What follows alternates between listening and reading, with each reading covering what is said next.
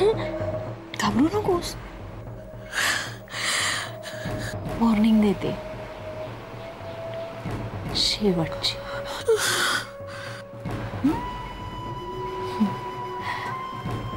त्या प्रियाला काही करता नाही आलं, वाचली. वाड्यावर होती ना म्हणून. पण मम्मा, तुला कोण वाचवणार? माझ्यापासून.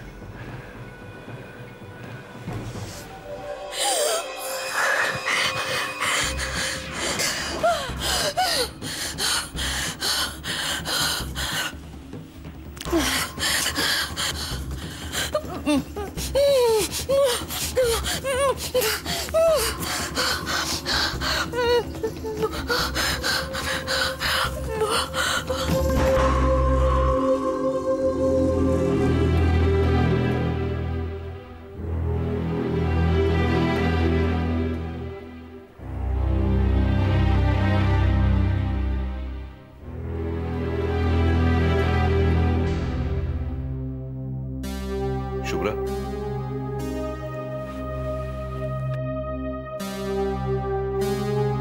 आधी कुठे? बाबा ते सकाळीच कुठेतरी बाहेर गेले. कुठेतरी म्हणजे? तुला सांगितलं नाही? सकाळपासून कोणाला तरी फोन लावत होते, लागत नव्हता म्हणून निघाले. रात्री किती वाजता घरी आला? तरी 1:30 वाजलाच. 1:30? ही काय यायची वेळ आहे?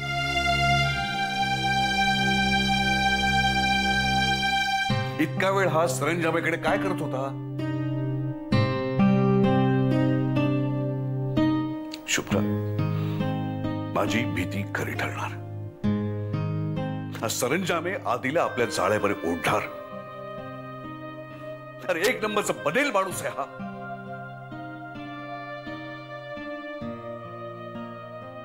पण त्या भेटीमध्ये काय घडलं हे आपल्या वडिलांना सांगायची एक पद्धत असते.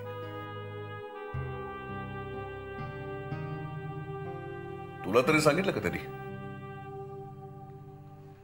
बाबा, बाळकाकांचा खून अभिमानने नाही केला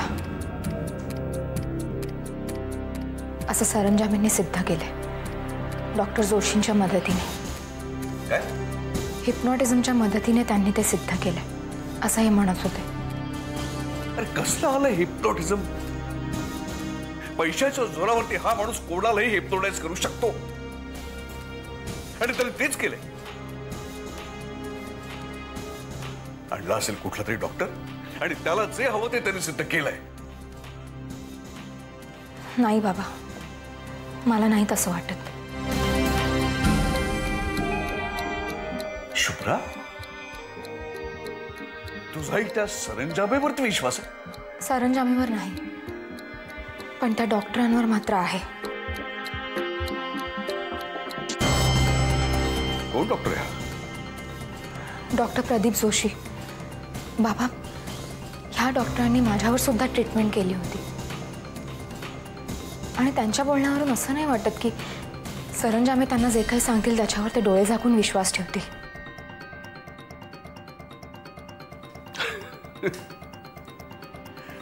थोडक्यात काय, त्या अभिमान खोनी नाहीये. हेच ना? अरे ज्या माणसाला हातामध्ये सुरा घेऊन पकडलं तो खोनी नाही.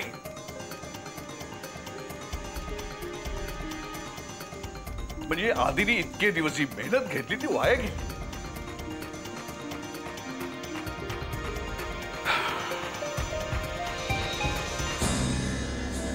हे काय चाललंय सगळं? एखाद्या माणसाने किती नीचपणाने वागायचं याची परिसीमा आहे हा सरंजामे म्हणजे. आणि इतकी महत्वाची गोष्ट बाबाला सांगायची नाही?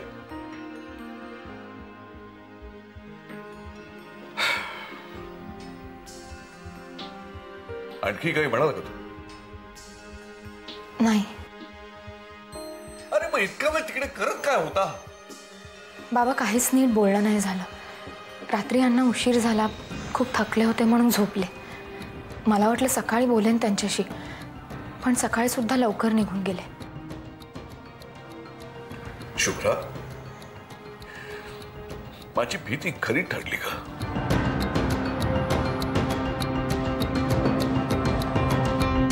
आता आपण काय करणार? कुणाशी लढा द्यायचा आपण?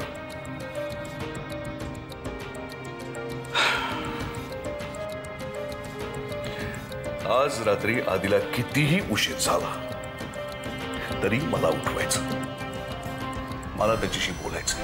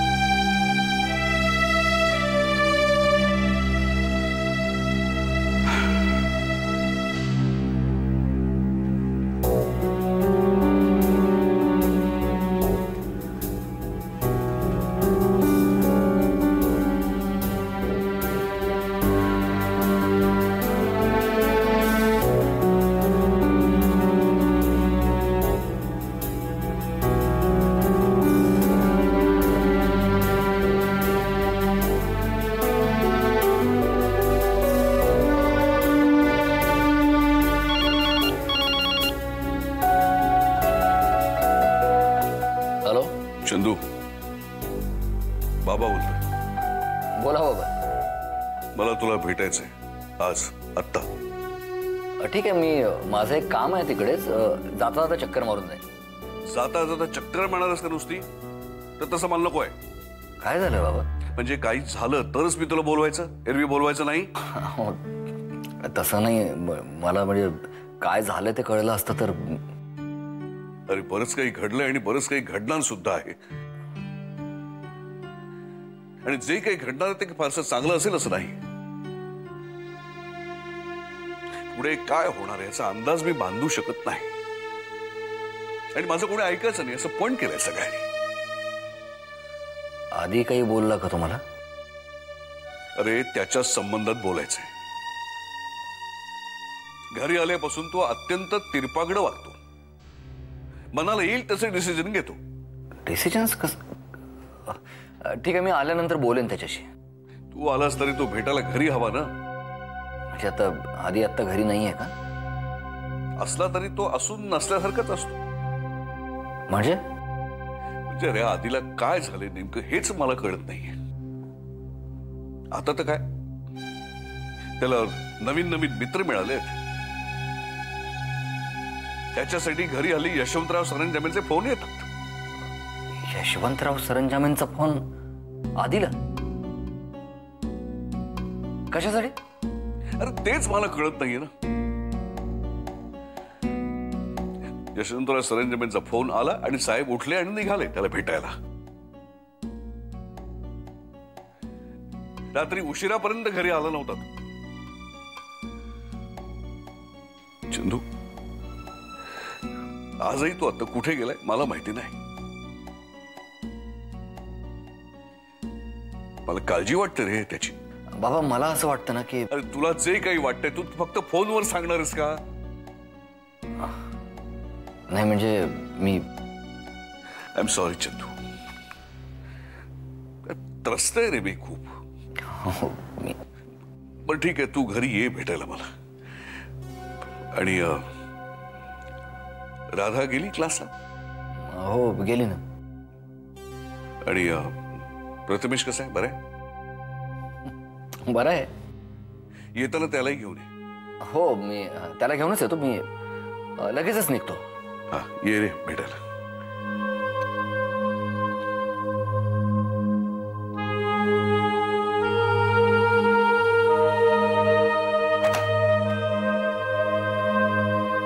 यशवंतराव सरंजामेंचा फोन.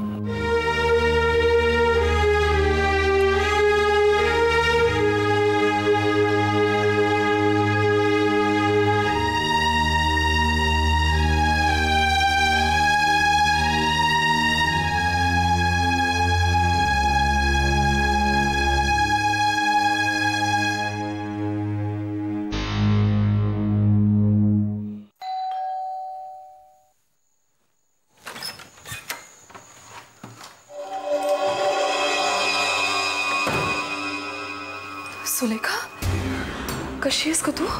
ती माझी अवस्था खूप वाईट आहे गती. झालंय काय पण? दी यशवंतराव सरंजामे आणि त्याची माणसं मला शोधतायत. होतीस कुठे इतके दिवस तू? आधी बरोबर होते. आधी अभिमानचा पत्ता शोधत होता. मलाही अभिमानला शोधायचंच होतं. अभिमानचा तर पत्ता लागला नाही, पण आधी त्या सरंजामेंच्या माणसाने आधीला आपल्या बाजूने वळून घेतलं. दी मला मला खूप घरी यावंसं वाटत होतं ग, पण काय करू सांग ना. तुझा फोन सुद्धा टॅप होत होता. ती तू हे सगळं काय बोलतेस सुलेखा? मला काहीच समजत नाहीये. काही नाही ग ती, सगळं राजकारण आणि माझं खेळणं झालंय अक्षरशः. कोणावरच विश्वास ठेवू शकत नाही मी आता, अगदी आधीवरही नाही.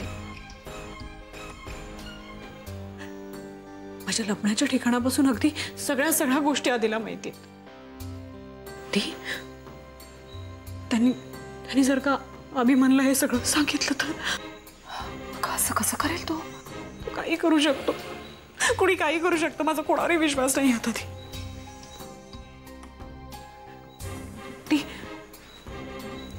मी इथे काही दिवस लपू प्लीज. लपू दे? तुझं घर आहे सुलेखा. नाही दी, नाही. त्यांच्या लक्षात आलं की मी इथे लपून बसले तर नाही, तुमच्या सुद्धा जीवाला धोका आहे.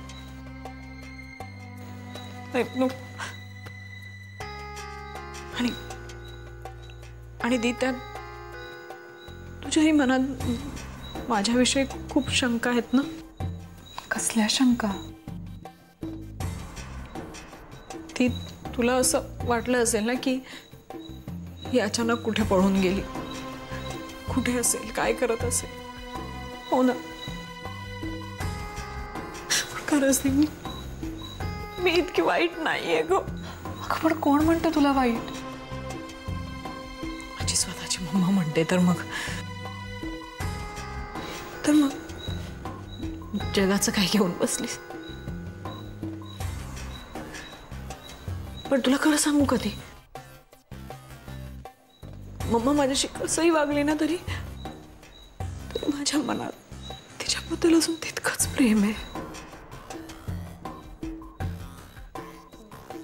पूर्वी इतकीच ओढ आहे माझ्या मनात तिच्याबद्दल. बाहेर असताना सारखं असं वाटायचं की एकदा तरी येऊन मला भेटावं.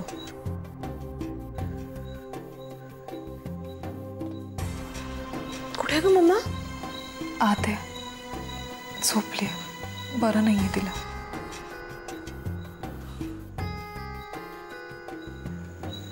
अजूनही तिला पूर्वीसारखेच भास होतात का कधी?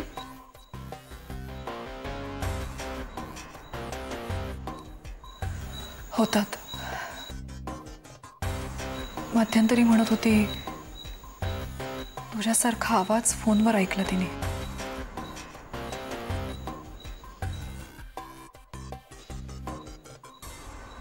तुला खरं सांगू दे,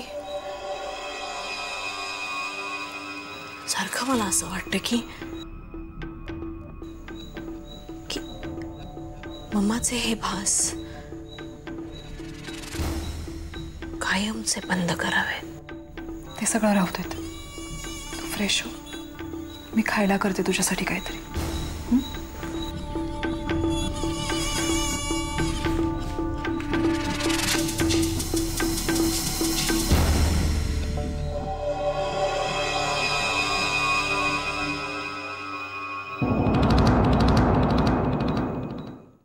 काय म्हणत होता बाबा?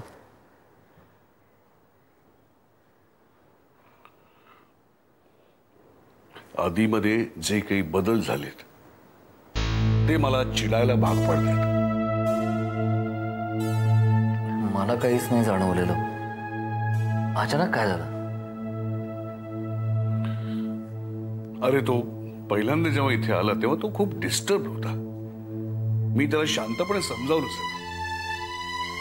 पण त्याच्या दुसऱ्या दिवशीपासून त्याच्यामध्ये जे काही बदल झाले ते मी आजपर्यंत कधीही पाहिले नव्हते.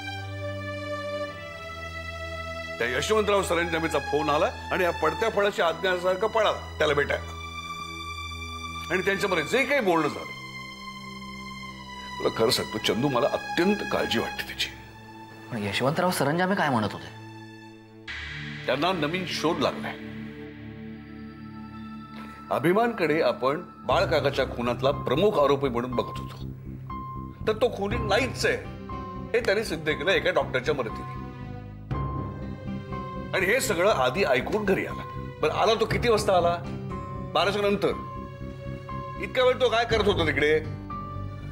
पण तो तुमच्याशी काही बोलला का? अरे बोलायला तो घरी तर असायला हवा.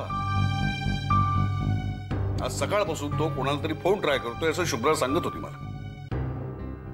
कोणाला फोन करत असेल? नाही ते तर आहेच, पण अभिमान खुनी नाहीये त्या यशवंतरावने सिद्ध केलं. नुसतं सिद्ध नाही केलं, ते आपल्या आधीच्या गळी उतरवलं. मला या गोष्टीचा राग आहे. अरे जो मुलगा बाळकाकाच्या खुनाची केस आपण कोर्टात नीट उभी नाही करू शकलो म्हणून अस्वस्थ होता, तोच मुलगा अभिमान खुनी नाहीये हे ऐकल्यावरती ऐकून घेतो सगळं शांतपणे. त्या डॉक्टरांचं नाव काय म्हणाला? कोणीतरी डॉक्टर जोशी आहे म्हणे. जोशी? डॉक्टर प्रदीप जोशी. आपण अभिमानवरचा हा प्रयोग बरेच दिवस आधी केलाय त्यांनी, आता नाही. तुला काय माहित? प्रिया बोलली मला. प्रियाला काय माहित? विक्रांत बोलला तिला.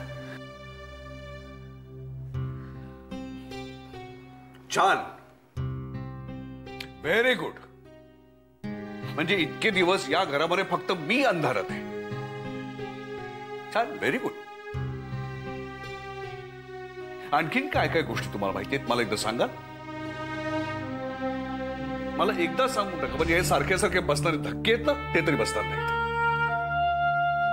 चंदू, आधी घरी परत आला की आधी तू आणि प्रिया तुम्हाला तिघांनाही मला एकत्र भेटायचंय, कळलं?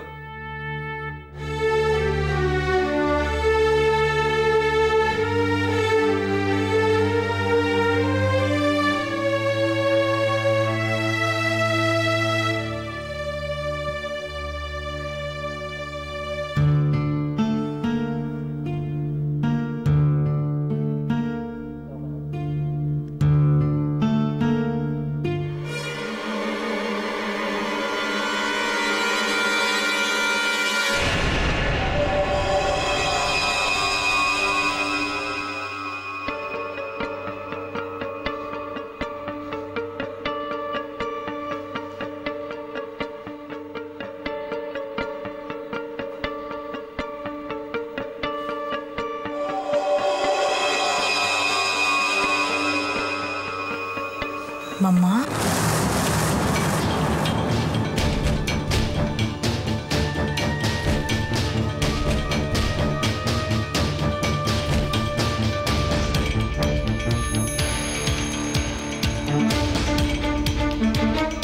कशी आहेस मम्मा?